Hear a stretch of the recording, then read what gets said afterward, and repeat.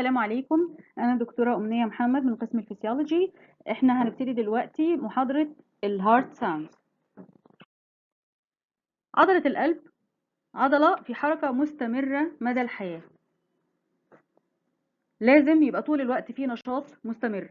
النشاط ده مش بطريقة عشوائية زي ما إحنا متفقين، بطريقة مرتبة جدا منظمة جدا، مجموعة خطوات في الكونتراكشن ماشية بنسق مظبوط جدا. وده نتيجة لأن ربنا سبحانه وتعالى جعل لها منظومة كهربائية دقيقة جدا، محسوبة تمام. عندنا الكهرباء بتاخد تسلسل معين بسرعات معينة، وأي كهرباء في القلب بيستتبعها كونتراكشن، وبالتالي بنلاقي إن عضلة القلب طول الوقت شغالة بنظام محدد.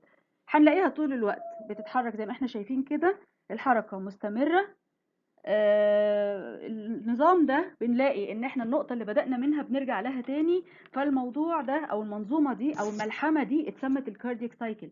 موضوع مهم جدا جدا جدا في الكاردياك فيسيولوجي، وما ينفعش نناقش وظائف القلب من غير ما نشرح الجزئية بتاعت الكاردياك سايكل. الكاردياك سايكل يعني بشكلها العام كده هي المنظومة اللي بيتم من خلالها تكييف الكونتراكشن ده، ان احنا بنوظف كل حتة في الهارت اشتغلت، كان تأثيرات او بصمات الاكتيفيتي دي على البريشرز، على الفوليومز شكلها ايه. تمام.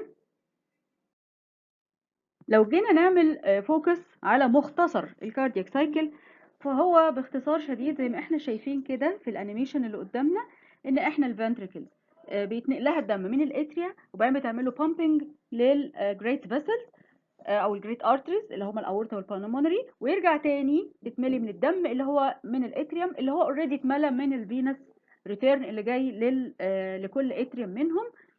فهي الحركة دي طول الوقت مستمرة، ومعاها كمان حركات الصمامات زي ما احنا شايفين ان هو انا عندي اتجاه. لو انا عايزه انقل الدم من الاتريوم للفنتريكل بيتفتح صمام اللي اسمه الاي في فالفز، والحركة من الفنتريكل الى الاورتا او الى البلمونري بيستتبعها حركة فالف اسمه ساميليونر فالف. فنقدر نختصر الكاردياك سايكل مبدئيا في تو ميجر ايفنتس. ميجر ايفنت اسمه الفيلينج اوف ذا فنتريكل او الدايستول، اللي هو تحضير للخطوة المهمة قوي اللي هي السيستول، اللي فيها contraction of the ventricle to pump the blood into the aorta and pulmonary arteries. تمام كده، يبقى ده كده مختصر الكاردياك سايكل. احداث الكاردياك سايكل اللي هو التغيرات اللي طول الوقت بتكرر نفسها over and over and over مع كل نبضة من نبضات القلب، مع استمرارية الحياة. الأحداث دي كلها بتتكرر معايا، بتنتهي وترجع تاني وتنتهي وترجع تاني. تمام، ما بين diastole and systole طول الوقت بهذا الشكل. الفنتريكل بيملى وبيبامب. تمام. فهي ده as simple as such. الأحداث بتاعت الكاردياك سايكل بتبقى كده. وواقع الامر بقى لو حبينا نخش في تفاصيل اكتر، فهي في مجموعه من التفاصيل دي بتتشرح بتفاصيلها، كل جزء منها كل فيز منها هي مجموعه فيزز في الكاردياك سايكل. كل جزئيه منهم ليها التغيرات اللي هتحصل فيها في الفوليوم، في البريشر. فالتوبيك ده كله على بعضه بيتشرح كاملا في موضوع الكاردياك سايكل. احنا بس جاست بنبتدي نفتكر مع بعض ان احنا عندنا مجموعه فيزز في الدايستول ومجموعه فيزز في السيستول. واحنا باختصار شديد احنا يعني نقدر نقول ان احداث الدايستول هتبقى كتيره، وفتره السيستول هتلاقيها قليله، على ان السيستول هو فعلا هيعمل بامبنج للبلد. عمليه الفنتريكولار كونتراكشن هي اللي هتعمل بامبنج، بس التحضير ليها لازم يبقى صح برضو، الريلاكسيشن والفيلنج لازم يبقى برضو صح. فاحنا معانا مجموعات من الاحداث اللي هي بتتزامن مع بعضها وبتتتابع مع بعضها عشان تدينا الهارموني اللي بيحصل في عضلة القلب. ومع مجموعة الأحداث دي كلها بيبتدي يحصل مع الفلو بتاع البلاد، مع التحركات بتاعة الفالفز الموجودة اي بي فالفز اند سيميليونر. كل الهيصة واللخبطة والحاجات الكتيرة اللي بتحصل دي واللي هي نورمالي بتحصل، الحركة والاكتيفيتي العالية دي بيستتبعها انك فعلا لما بتيجي تحط سماعة على مكان الهارت هتسمع مجموعة اصوات في طبيعي ونورمال. واحنا دلوقتي محتاجين نعرف ايه الاصوات او ايه طبيعة الحاجات اللي احنا المفروض نسمعها نورمالي، وبالتالي نبتدي نتعود على النورمال ومنه later on ان شاء الله نبتدي نفهم الابنورماليتي بتيجي منين.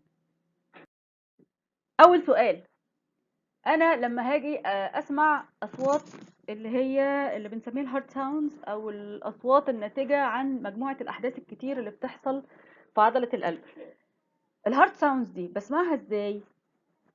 اول حاجه واشهر حاجه اللي هي الاستاثوسكوب، اللي هي السماعه.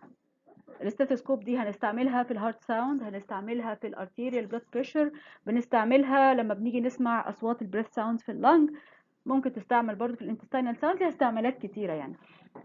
احنا هنا السماعه دي هنحط الاير بيس في مكانها او الاير تيبس في مكانها، والبيل او الدايفرام بتاع السماعه بنحطه في اماكن معينه على الشست عشان نقدر نسمع الاصوات بتاعه القلب.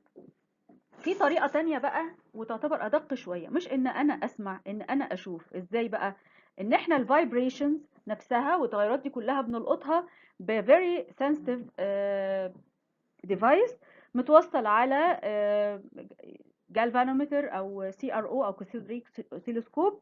هو ده يعتبر احد اشكاله، هو ليه اشكال كتيره جدا، اللي هو الفونوكارديوجرافي. اللي انا بحط برضو السماعه، بحط السورس نفسه، الميكروفون نفسه اللي بلقط بيه او يعني باخد بيه السيجنال من على الشست. الفايبريشن اريا اللي هي هتبقى في الاريا نفسها بتاعه الاصوات بتاعه القلب، هتبقى converted لإلكتريكال كارنت، ومنها الإلكتريكال كارنت ده يبقى ريكوردد على جالفانومتر أو كاثود راي أوسيلوسكوب. يمكن الأشهر بالنسبة لنا الاستيثوسكوب، بس الفونوكارديوجرافي برضو للي فيكم يعني برضو عايز يعني يشوف ليه أمثلة ونماذج وتنوعات، موجود على الإنترنت، نقدر ندور عليه، بس ده موجود وده موجود. ونيجي بقى للسؤال التاني، فين لو بستعمل السماعة احط سماعة فين عشان اسمع؟ فانا مبدئيا عندي التشست، اكيد يعني هحط السماعة في مناطق معينة على التشست بتاع العيان.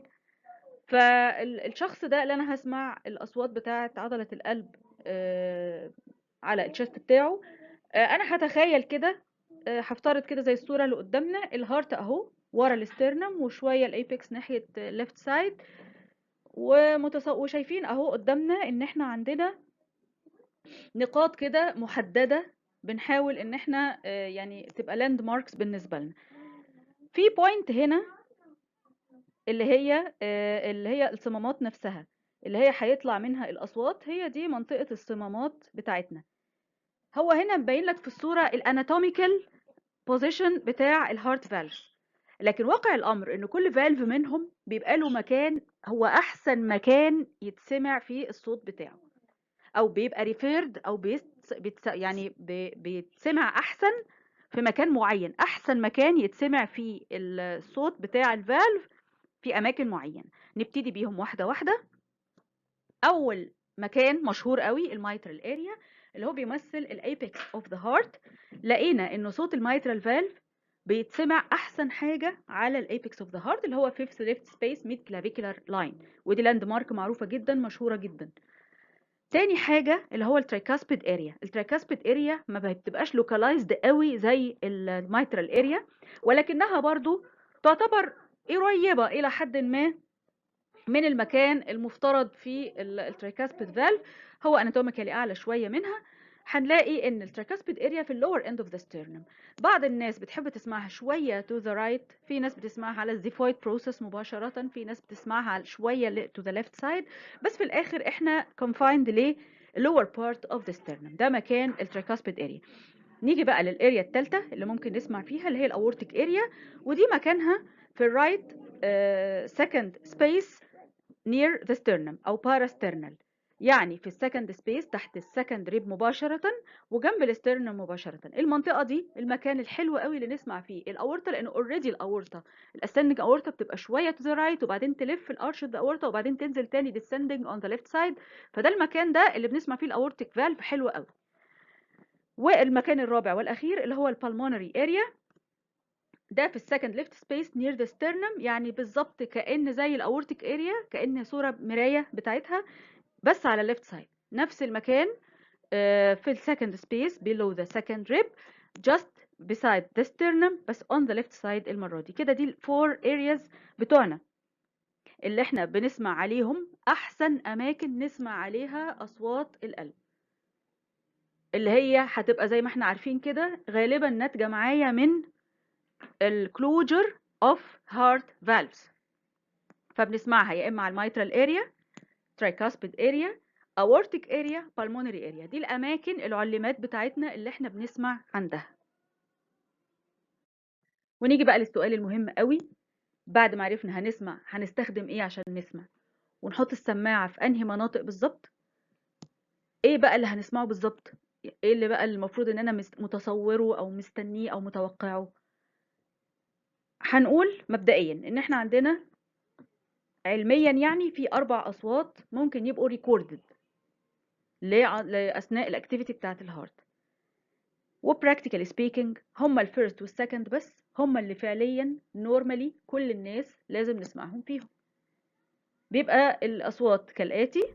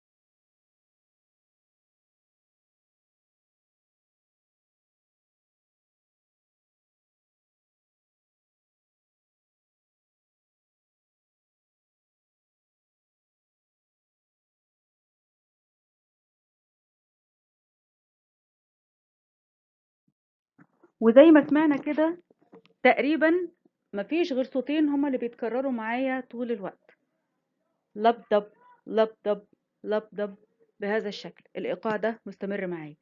أول صوت معايا اللي هو اللب الأولانية هو الفيرست هارت ساوند اللي هو ال S1. S يعني sound، 1 جاية من first، يبقى first heart sound is the S1. ده بيحصل إمتى؟ في اللقطة اللي اسمها isometric contraction phase of the cardiac cycle. ده أحد الفيزز اللاند ماركس المعروفة في الكاردياك سايكل، اللقطة اللي فيها الفنتريكل خلص الدايستول بتاعه وبيتحضر للسيستول. اول خطوه في التحضير انه يبتدي بالايزومتريك كونتراكشن، انه يبتدي يحصل generation of tension في الوول بتاع الفنتريكل، لكن لسه ما تترجمش لشورتنينج، ما تترجمش لفورسبل بوش اوف ذا بلاد. هو بيبتدي، دي لقطه قصيره جدا، مش يعني مش ديوريشن بالمعنى، دي لقطه سريعه جدا بنلاقي فيها ان الفور فالفز مقفولين معايا. يعني في كل تشامبر، ولو افترضنا ان ده ليفت فنتريكل مثلا، او ده مثلا ممكن سي الرايت فنتريكل، هيبقى هفترض ان الاي في فالف في اللقطه دي اللي هو الترايكاسبيد مقفول، والبالمونري برضو، بالمونري فالف برضو مقفول معايا. فهي اللقطة الكلاسيكية لما اقول ايزو فوليومتريك او ايزومتريك، دي معناها ان الفالفز كلها مقفولة، سواء كان بقى ايزو فوليومتريك كونتراكشن او ايزو فوليومتريك او ايزومتريك ريلاكسيشن. طالما قلنا ايزومتريك يبقى احنا بنتكلم ان الفالفز كلها مقفولة، يبقى التشامبر ده لا فيه دم بيخش فيه ولا فيه دم بيخرج منه، خلاص هو محبوس، الحاجة اللي جواه الكونتنت بتاعه محبوسة على هذا الحال. فلما بيبتدي يحصل generation of tension في الوول، يبتدي البريشر gradually يعلى. مع العلو بتاع البريشر في الفنتريكل بيبتدي يزق الكاسبس او الليفلتس بتاعت السيميليونر فالف، فيبتدي يفتح الفالف ويبتدي يعدي. فالاندفاع الاولاني ده في الاورطه وفي البالمونري ده بيسبب برضو بيساهم في الأصوات اللي بنسمعها في الفيرست هارت ساوند. لكن يظل أهم سبب عندي، أوضح سبب عندي، هو الفالفولر. أوضح سبب للإس 1 هو قفلة الاي في فالف اللي هي مع بداية الايزوفوليومتريك كونتراكشن فيز. مع الكونتراكشن في كونتراكشن اوف ذا فنتريكولار ماسل، لأن الفنتريكل الانقباضة بتاعته مش قليلة، الانقباضة قوية جدا علشان يقدر يجنريت البريشر العالي ويحرك الدم كما ينبغي كوظيفة ليه. وكمان الفنتريكولار ماسل مش بس كده، ده كمان الكوردا تنديني اللي ماسكه في الكاسبس بتاعت الاي فالف برضه هي كمان هتفايبريت معايا من كتر القفله نفسها ما هي قويه. تمام. نيجي بعد كده للفاسكولار كومبوننت، هنلاقي ان الفايبريشن اوف بلاد باندفاعه الشديد في الرابيد ايجكشن او في الماكسيمم ايجكشن، ان الدم داخل باندفاع شديد جدا على الاورطه وعلى البالمونري. في الحاله دي هنلاقي انه الحركه دي هتعمل فايبريشن، هتساهم في الفايبريشن اللي موجوده نتيجه للافي فالف، فتكون النتيجه ان احنا ده بيساهم اكتر في ان الصوت يبقى واضح قوي. الاس 1 صوت واضح جدا، هي اللب الاولانيه. اللب الاولانيه قلنا ليها 3 كومبوننت، ليها 3 اجزاء، 3 اسباب. اهم سبب فيهم، اقوى سبب، هو الفالفولر اللي هو قفله الاي فالف، الميترال والترايكاسبيد. وفي سببين تانيين معايا اللي هم الماسكولر نتيجه لانقباض الفنتريكل شخصيا وفايبريشن اوف كورد تنديني، وكمان مع الرابيد ايجكشن او مع الماكسيمم ايجكشن فيز بيبقى اندفاع الدم بقوه في الاورطه وفي البلمونري تحت تاثير الانقباض القوي جدا اللي حصل في الفنتريكل، نتج عنه برضو صوت بيضاف للصوت الاساسي بتاعنا. ده كده الكومبوننتس بتاعت الاس 1، او نقدر نقول مش الكومبوننت، الاسباب اللي ورا حدوث الاس 1. طيب بنسمعه فين؟ زي ما احنا شايفين كده في الميترال اريا وفي الترايكاسبيد اريا. احنا متفقين ان اس 1 نتيجه لقفله الاي في فالفز، الاي في فالفز اللي هم ميترال اند ترايكاسبيد. فانا ممكن اسمعه، على فكره هو ممكن يتسمع في البريكوردر اريا كلها، منطقه التشست، في كل الارياز اللي احنا اللي هي البوينتس اللي احنا عرفناها دي كلها، اي منطقه اوفرلاينج ذا هارت متوقع ان انا اسمع اللاب داب ديت لانها واضحه فعلا. لكن احسن مكان اقدر ادرس فيه الكواليتي بتاعه الفيرست ساوند، احسن مكان اسمع فيه مايترال اند ترايكاسبيد، هما المكانين بتوع المايترال والترايكاسبيد، وكل واحد في مكان. يعني انا عايزه اسمع الاس 1، يبقى في وسط الاماكن كلها اللي بسمع فيها هختار المايترال والترايكاسبيد. انا عايزه اعمل فوكس اكتر على المايترال، اسمعه على الايبكس. عايزه اعمل فوكس اكتر على الترايكاسبيد، اسمعه في الترايكاسبيد اريا. يبقى دولت المكانين، احسن مكانين اقدر اسمع فيهم الاس 1 واسمعه بوضوح ويبقى بالنسبه لي الكواليتي بتاعته سهل ان انا اميزها. ايه تاني بقى الحاجات اللي احنا يعني ايه مواصفات الصوت اللي هسمعه؟ الصوت ده اوديبل، الصوت ده محدش يختلف ابدا ان هو مسموع، مش حاجه وهميه، ده صوره، ده صوت فعلا هتسمعه. ولو ما سمعتوش يبقى في مشكله، يعني لازم الشخص ده عايش، لازم هتسمع عليه اللابدوب. فالصوت ده اوديبل، بيحمل شكل اللب، الديوريشن بتاعته 0.16 سكند. هو يتميز بان هو سوفت شويه، او لو بيتشد اللي هو الذبذبات بتاعته او الفريكونسي بتاعته 60 اقل شويه من الاس 2. دي كده المواصفات العامه بتاعه الاس 1. امتى ممكن نلاقي او ايه السيجنيفيكانس بتاع الموضوع ده، او ايه الدليل ان الميترال والتريكاسبيد هم اللي ورا الموضوع؟ بنقول ان لو حصل اي ديزيز وليكن زي روماتيك فيفر اثر على الميترال والتريكاسبيد او اثر على اي منهما سواء ميترال او تريكاسبيد اللي هم الاي فالف بصفه عامه، هنلاقي ان الاس 1 اتاثر معايا. تمام. يبقى هو ده ليه علاقه بالاي في فالف بصوره مباشره. والروماتيك فيفر لو عملت دامج اللي هي الحمى الروماتيزميه دي لو عملت إصابة في صمام مايترال أو صمام ترايكاسبيد، متوقع إنه الإصابة دي تنتج عنها تأثير على الاس 1، تعمل تغيرات في الأصوات قبل أو بعد حسب الإصابة نفسها شكلها إيه. نيجي بقى للسكند هارت ساوند اللي هو اس 2. اس 2 شبه اس 1 في حتة إنه بيحصل في ايزومتريك، ولكنه بيحصل في الايزومتريك ريلاكسيشن فيز.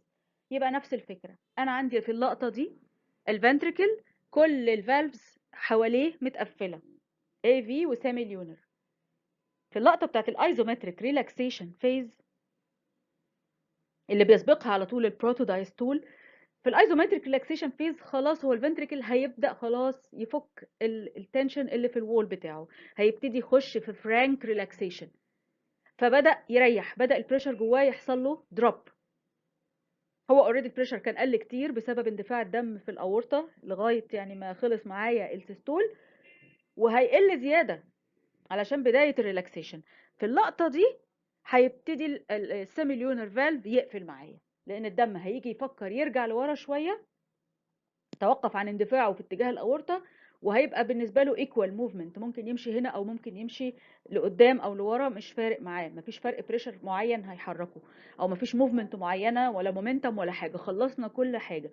فبقى ممكن الدم لو مفيش السيميليونر فالف ممكن الدم يرجع تاني للفنتريكل لا مع نزول البريشر بالشكل ده، لكن بيحصل انه السيميليونر فالف بتقفل. فالقفله بتاعه السيميليونر فالف هي دي فعلا القفله المفاجئه للسيميليونر فالف مع بدايه الايزو فوليومتريك او ايزومتريك ريلاكسيشن فيز، هي دي اللي بتعمل لي اس 2. الاس 2 او السكند هارت ساوند اما نيجي نسمعه زي ما احنا شايفين كده، هو السكند هارت ساوند سيميليونر فالفز. عندي تو فالفز بيتسموا سيميليونر اللي هم الاورتيك اند بالمونري، فهم على اساميهم كده بيتسمعوا في احسن اماكن فين؟ في الاورتيك اريا اند بالمونري اريا، اللي هم السكند سبيس left for aortic right for pulmonary. وانا فعليا بقول تاني ان احسن مكان اسمع فيه اس 2 aortic and pulmonary، وكل مكان منهم بركز عليه اكتر لو انا عايزه اعمل فوكس اكتر على الاورتيك او اكتر على البلمونري، لكن في واقع الامر هو بيتسمع على الناحيتين بوضوح شديد. بنسمع ايه او الكواليتي بتاعته شكلها ايه؟ هو اوديبل في صوره دب عشان يكمل المنظومه بتاعت لب دب لب دب لب دب، فالدب ديت هي الاوديبل بارت اللي لازم نسمعه برضو زي اس 1. الصوت ده شويه مسرسع شويه هاي بيتشد 100 هرتز. الديوريشن بتاعته مش فارقه كتير عن الاس 1، هي 0.1 سكند. ونفس الفكره زي اس 1 انه لو في روماتيك فيفر او اي ديزيز بيأفكت السيميليونر فالفز هيأثر معايا ممكن بصوره او باخرى على منظومه الاس 2 او السكند هارت ساوند. ده بس نموذج بنبين فيه الكوريليشن بتاع الكاردياك سايكل مع الهارت ساوندز. احنا عندنا في دلوقتي اللي شايفينه قدامنا ان احنا عندنا المنطقه الاورنج دي اللي هي الفاصل ما بين S1 و S2 اللي هي فعليا فتره السيستول.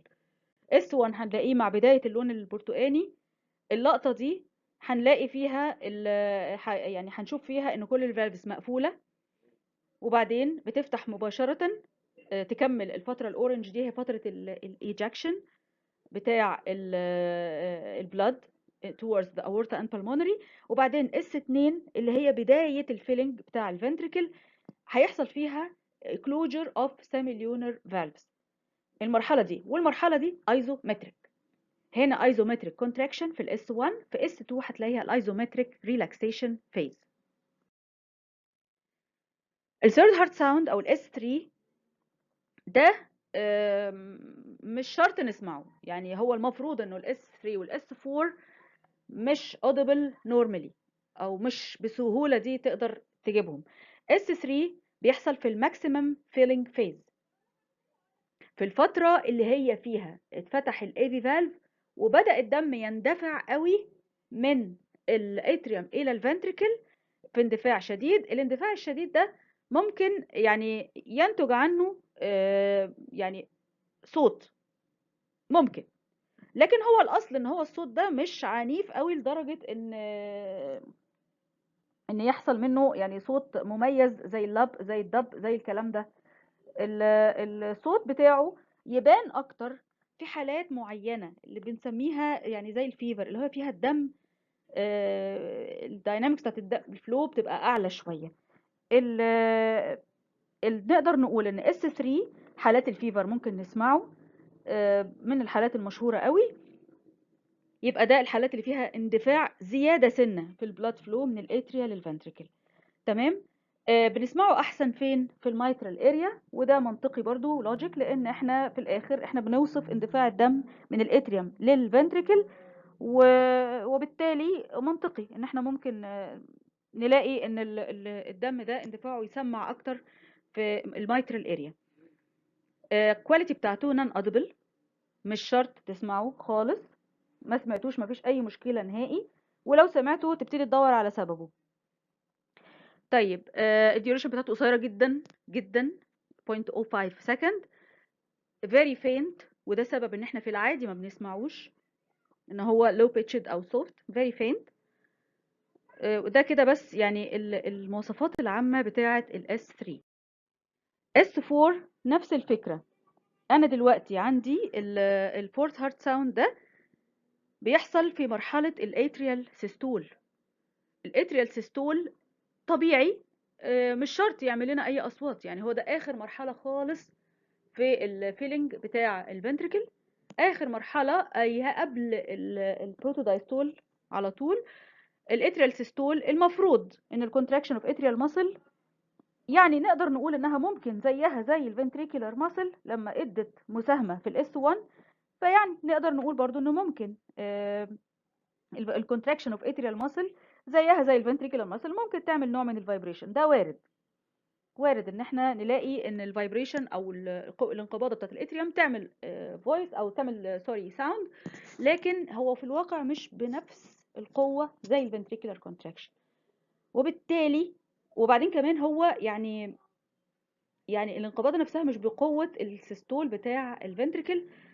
الصوت ده في العادي ما بيبقاش قوي لدرجه ان هو يبقى مسموع بوضوح، الصوت ده بيبقى فينت برضو زيه زي اس 3. امال امتى نسمعه بوضوح؟ لو احنا بنسلم البلد او بيعمل كونتراكشن للاتريوم في كونديشن زي مثلا الهارت بلوك. في الهارت بلوك وخصوصا اللي هو تحديدا الثيرد تايب او الجريد 3 بتاع الهارت بلوك اللي هو فيه كومبليت هارت بلوك،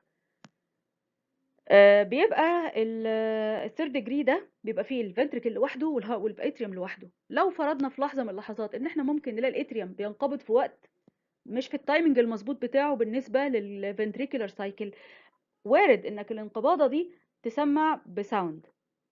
تمام. الساوند ده بيبقى في محطه ايه؟ اتريال سيستول. يعني انا لو سمعت الفورث هارت ساوند ده اتوقع ان هو يكون في المرحله اللي قبل اس 1 بحاجه بسيطه، لان هو خلاص الاتريوم خلاص قرب يخلص مهمته في الفيلنج بتاع الفنتريكل، وبالتالي احنا خلاص بنتحضر بقى للايفنت بقى بتاع السيستول، فهو قبل اس 1. يبقى ده اللي نقدر نلاحظه فيه. اكتر مكان نقدر نسمعه فيه برضو هي الميترال اريا، طبيعته نون اودبل زي اس 3، لو بيتشد او فيري فينت زي اس 3 بالظبط، والديوريشن برضو قصيره 0.04 سكند، ده لو سمعناه. احنا اتفقنا ان الفورث هارت ساوند يتسمع لو حصل حاجه اسمها separate atrial contraction، لو في atrial systole مش متزامن بدقه مع الفنتريكولار ايفنت المقابل ليه، يعني مش متزامن مع ايبي فالف مفتوح وفنتريكل ريلاكسد والكلام ده كله. المنظومه دي في العادي لما بتحصل نورمال الاتريال سيستول نورمالي مش هيديني صوت مسموع بوضوح، هيبقى الصوت فيري فينت. انما الصوت يبقى واضح امتى؟ لو احنا بنعمل فورسبل اتريال سيستول، قصاده الناحيه اللي قصاده في الفنتريكل مش ما فيهاش مساحه المرونه الكافيه لاستيعاب الدم، في نوع من الريزيستنس قدامي، في حدث مش ماتشنج قوي قصاده في الفنتريكل، مش متناغمين مع بعض، مفيش هارموني ما بين حركه الاتريوم وحركه الفنتريكل. في اللقطه دي هيبقى سهل جدا انه الاتريال سيستول يديني صوت واضح.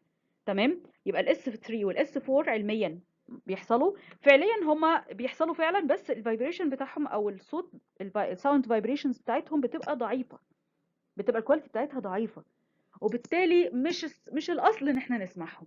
يعني انا بالنسبه لي يكفيني اس 1 واس 2، لكن فعليا لو اس 3 او اس 4 في اماكنهم حصلت، ابتدي ادور بقى او اكوريليت مع الحاله العامه للمريض ده او للشخص ده، ليه بقى طلع اس 3 واس 4 عالي شويه. تمام. ده الجدول المجمع اللي جايب الأصوات كلها S1 S2 S3 S4 بالأسباب، بالمكان بتاعها في الكاردياك سايكل، duration، audible ولا non audible، أحسن مكان فين. هو ده مجرد ملخص لكل اللي احنا قلناه. احنا لما اتكلمنا على first heart sound لوحده، second لوحده، third لوحده، fourth لوحده، ده كده الجدول المجمع ليهم كلهم. الأسباب اهي زي ما احنا شايفين، sudden closure of AV valve وبالسنيدة بتوعه، أو الناس اللي هم أو الأسباب التانية اللي بتساعد معاه عشان الصوت يبقى يعني واضح كده. السكند هارت ساوند sudden closure of semilunar valves. الثيرد هارت ساوند بسبب الفلو الماكسيمم نتيجة للفيلنج بتاع الفنتريكل. والفورث هارت ساوند اللي هو contraction of atrial muscle. دي الأسباب الأساسية بتاعتنا. هنلاحظ إن إحنا عندنا الفيرست هارت ساوند هو الوحيد اللي هيبقى في بداية السيستول، اللي يعني الوحيد المرتبط بحدث السيستول. تمام. اللي هو ايزومتريك كونتراكشن فيز. بقيه ومعاها الايجكشن فيز، الماكسيمم ايجكشن فيز. بقيه الاسباب بقى السكند هارت ساوند في بدايه الدايستول، الثيرد هارت ساوند اثناء الدايستول، وفي الفورث هارت ساوند برضه في اواخر الفيلنج بتاع الفنتريكل، في اواخر فتره الفنتريكولار دايستول. فنلاحظ اهو ده استكمال للمعلومه المشهوره ان احنا عارفين ان فتره السيستول قصيره عن فترة الدايستول. واحنا اهو الشيء بالشيء يذكر، هنلاقي ان الاصوات كلها تقريبا في ريليتد لفترة الدايستول، غير الفيرست هارت ساوند بس هو اللي هتلاقيه ريليتد مباشرة لفترة السيستول. الديوريشن زي ما احنا كاتبينها اللي هم نورمالي اودبل اس 1 واس 2، انما الثيرد والفورث لا، مش في العادي، مش اودبل الا لو في ابنورماليتي ما او في تغير ما في النورمال بيهيفير. ويعتبر يمكن الثيرد هارت ساوند او الاس 3 اشهر شويه من الفورث في حدوثه. لو حصل حاجه منهم يعني كتير بنلاقي ان الثيرد هارت ساوند ممكن في الفلو السريع، في الفيفر، في الكلام ده ممكن نلاقي اس 3 تظهر بسهوله. والفورث قلنا مرتبطه اكتر بكونديشن اللي اسمه الهارت بلوك. عندنا الفيرست ساوند يتسمع اكتر على مايترال وترايكاسبيد، السكند هارت ساوند يتسمع على الاورتيك والبالمونري، الثيرد والفورث يتسمعوا على المايترال. تمام كده. واحنا بقى في منظومة البلاد فلو، قبل ما يعني نسيب الجزء ده، عندنا معلومة عن البلاد فلو. تدفق الدم في جسمنا بياخد نمط من اتنين، يا ياخد الشكل اللامينر الستريم لاين اللي هو المنظم المنتظم، اللي هي كأنها columns of blood، كأنها يعني شرايح كده. الدم ده كأنه متقسم لشرايح كلها موازية لبعضها، كلها parallel لبعضها وماشية بنسق مع بعضها، وبالتالي الفلو ده لا ينتج عنه أي أصوات. ده النورمال فلو through blood vessels مثلا. يعني مش المفترض إن أنا أحط سماعة على شريان أسمع أصوات، المفروض إن هو بيبقى الفلو لامينر.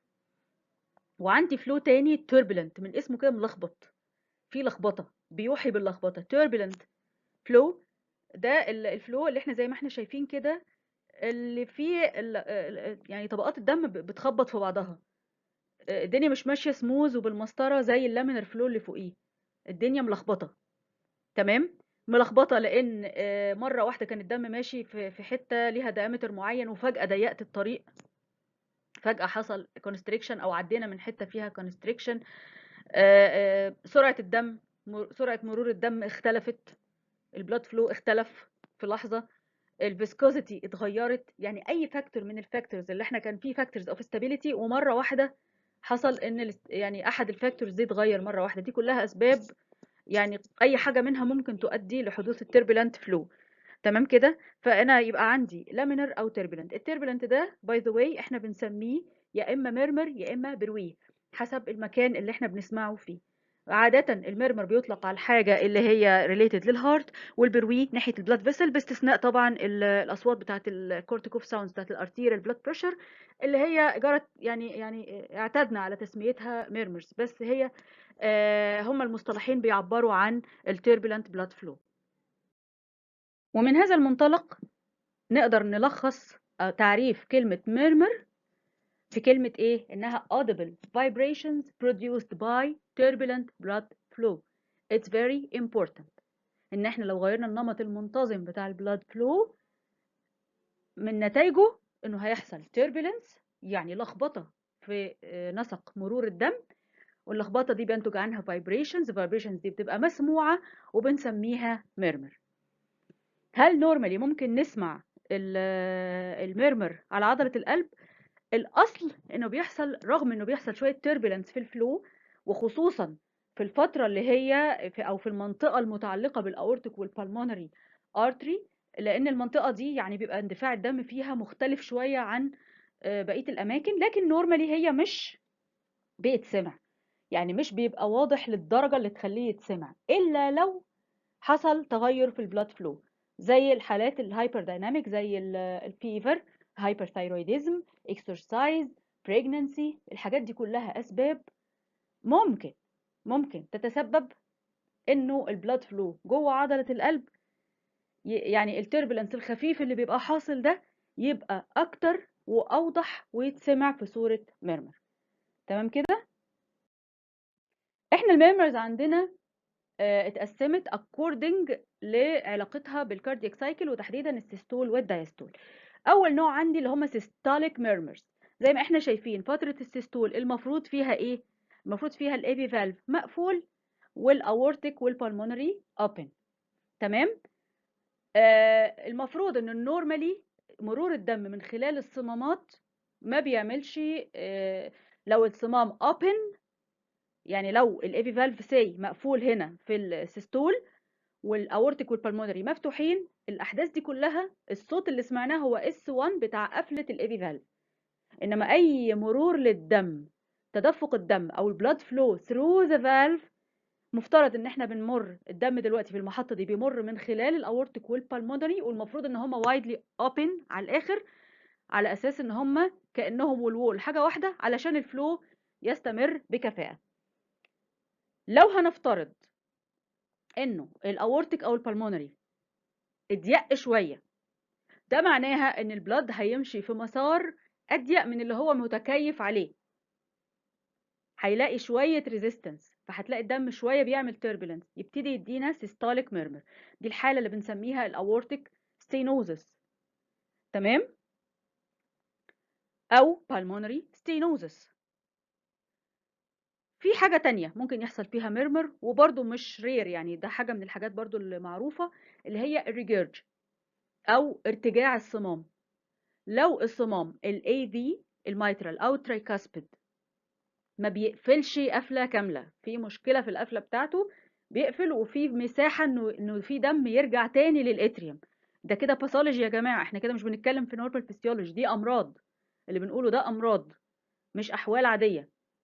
مرض مثلا زي الحمى الروماتيزميه ممكن يلخبط الصمامات دي بالشكل ده، يعمل ستينوزس في صمامات، يعمل ريجيرج في امراض تانية. المهم ان احنا في الاخر المنظومه بتاعه السيستول هيحصل فيها امتى اتوقع سيستوليك ميرمر. يعني ايه سيستوليك؟ يعني ما بين اس 1 واس 2، في المحطه اللي ما بين اس 1 واس 2، الفاصل الزمني ده هو السيستول. الاصوات اللي ممكن نسمعها ممكن تيجي من ايه؟ يا اما الصمام اللي المفروض مفتوح فعلا اثناء السيستول اضيق، يا اما الصمام اللي كان المفروض مقفول فعلا اثناء السيستول اللي هو الاي في بدأ يريلاكس، يعني يبقى ايه ديفكتيف شويه في الميكانيزم بتاعه، ابتدى يحصل فيه ارتجاع، ابتدى يسيب شويه دم يرجعوا تاني للاتريوم. ده اللي بنسميه الميترال ريجرجيتيشن او الترايكاسبيد ريجرجيتيشن او الريجرج. دي كده اللي هي رجوع الدم تاني، عكس اللي المفروض يحصل. المفروض ان الاي في فالف بيقفل تماما، مفيش رجوع للدم في الاتريوم تاني. ده النورمال، ده النورمال في البني ادمين العاديين اللي هم ما عندهمش باثولوجي في الفالف. انما المجموعه دي الناس اللي عندهم ارتجاع في الصمام، الدم بيرجع تاني في الحته اللي جه منها.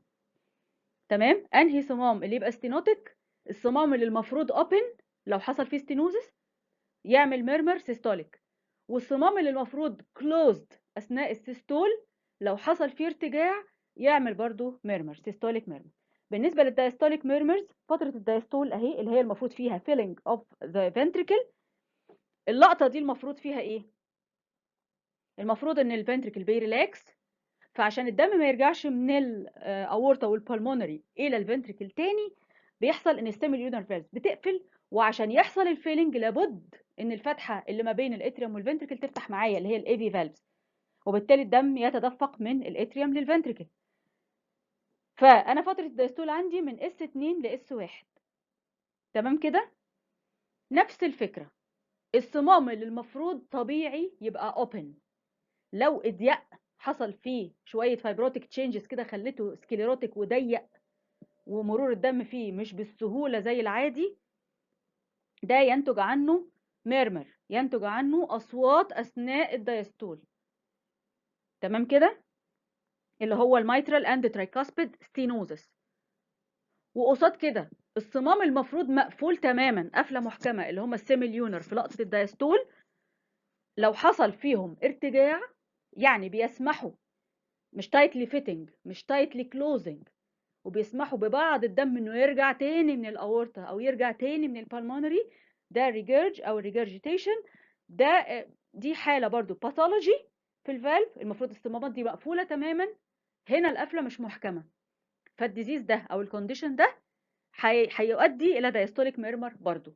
يبقى الموضوع ما فيهوش لخبطه في اي ميرمر منهم، اي نوع منهم سيستوليك او دايستوليك. بشوف كده بيني وبين نفسي كده بفكر اللي المفروض اوبن اصلا ده يعمل ميرمر امتى؟ لو ضيق، لو ستينوزس. واللي المفروض كلوزد تماما يعمل ميرمر امتى؟ لو ما بيقفلش قفله محكمه، لو بيدي مساحه ان الدم يرجع للمحطه السابقه. هل في ميرمر ممكن يحصل سيستوليك اند دايستوليك اللي بنسميه كونتينوس ميرمر؟ دي الحاله اللي هي فيها نوع من نقدر نقول ايه المشاكل اللي الشخص ده ممكن يتولد بيها، حاجه اسمها patent ductus arteriosus، الوصله اللي ما بين البلمونري والاورطه ما قفلتش، وبالتالي الطفل ده اتولد ببيتنت داكتس ارتريوزس. الدم طول الوقت في المسار بتاعه بيدينا continuous murmur systolic and diastolic. ده بس diagrammatic picture للفونوكارديوجرام ريكورد. ده S1 بعد سيستول، S2 بعد دايستول. ده الفونوكارديوجرام في بعض مشاكل الصمامات. مش مطلوب نحفظ المنظر، يعني هي الفكرة بس نحاول نفهم الميرمر اللي احنا وصفناه دلوقتي. ادي اهو الاورتيك ستينوزس مثلا كنموذج للسيميليونر فالف. سيميليونر فالف ستينوزس بيدينا سيستوليك ميرمر ما بين فيرست وسكند. الريجيرج مايترال او تريكاسبيد يدينا السيستوليك ميرمر برضو. والحاجات اللي ممكن تحصل امتى يحصل دايستوليك ميرمر ما بين اس 2 واس 1 لو ترايكاسبيد ستينوزس، تمام، او اورتيك او بالمونري regurgitation. تمام كده، ده كده بس just يعني ايه عشان to apply. And thank you very much.